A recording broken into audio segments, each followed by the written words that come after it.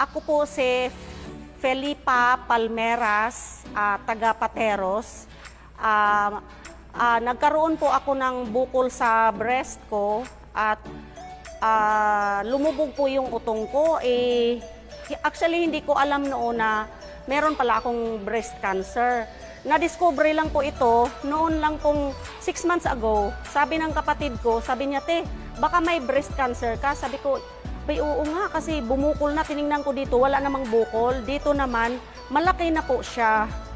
Ngayon, sabi ko, ayokong magpa-doktor. Naghahanap ako ng yung mga products na nakakatunaw ng bukol. Saka ko siya nakilala si Miracell Stem Cell. Ganyan.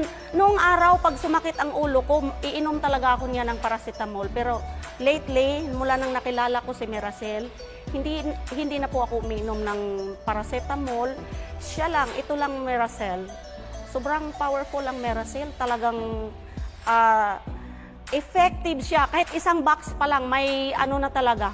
Kahit isang sachet, may resulta talaga. Kung masakit ang ulo mo, taktak mo lang siya sa puno ng dila, talaga namang ramdam mo po ang result. Ang maipapayo ko po, itry po ang Miracell kasi mas makamura ka na. Mas makamura ka talaga compared sa bibili ka ng mga gamot na ang mamahal.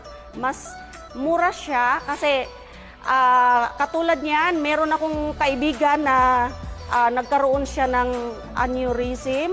Ang sabi niya sa akin ay hiningaan na daw siya ng doktor ng $250,000 tapos to 1.5 million. Ang sabi niya ay uuwi kami, wala kaming ganyan kalaki. At itry ko na lang yung Miracell. Nung tinry niya po, isang box pa lang po ang kanyang nagamit.